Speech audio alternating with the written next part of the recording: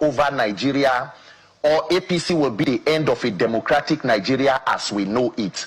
Nigeria has become an open crime scene, and what we call government in Nigeria is literally organized criminality.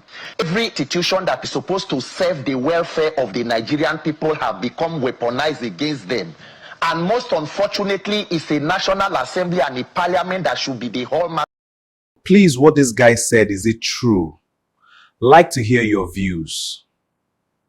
Of a democracy has become an extension of the presidency, a captured assembly. So today, if President Tinubu asks Senate and House leadership to jump up, the question will be how high? And there is no end to this trajectory and these unfortunate actions. It is up to Nigeria to say enough of this political banditry. We cannot continue like this. A ruling party who claims to own more than 30 governors, have every institution, the judiciary, the police, township boys, city girls, and everybody, is afraid of one simple clause: mandatory real-time electronic transmission of results, which, by the way, INEC in itself has proven from their feasibility studies that they have the capacity to do. So let us not be ambiguous. What? No way! This can't be happening! Unbelievable! Or unambiguous about this. This is a script being played out by the Senate President Akpabio, written from the presidential villa, and INEC is not neutral. We were at the gates demanding for the implementation of the electronic transmission of results, and before you know it, tear gas canisters were released, or whatever substance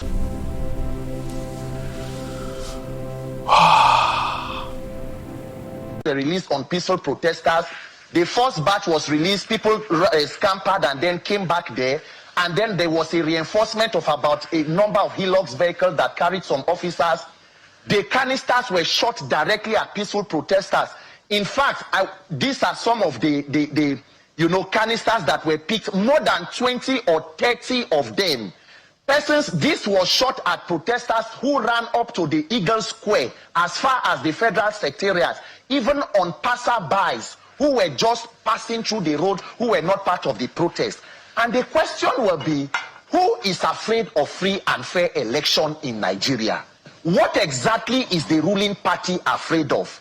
INEC has received 200 billion, claiming it wants to use electronic technology. Sir, what kind of technology is INEC trying to adopt and procure with 200 billion? What happened to the technology that was procured by Mahmoud Yakubu with over 300 billion in 2023? Are beavers machines like diapers or pampers that are used and then disposed? There is something and a lot that the ruling party is not telling us. The budget that was approved by INEC is a budget, if not clearly explained to Nigeria, will only aid and sustain electoral malpractices. And that is why, as it is today, it must become a national mobilization against this legitimizing of an electoral act that will guarantee rigging. Why is the Senate President making excuses for INEC? In today's Nigeria, lawmakers are giving reasons or excuses why electronic technology will not work against INEC's own position. The level of mischief. What a shame, and you could see it play out in the chambers. Lawmakers coming out to chant APC only, because in the face of all Nigerians and the world, leadership of the National Assembly are trying to brazenly ensure that they get a law that is going to legitimize electoral malpractice and election rigging. It is a shame, it is a travesty, and Nigerians who mean well for our lives must resist it, because for our lives to count, our votes must count. All right, so Peter, Please like, share, comment, follow for more tips, like this.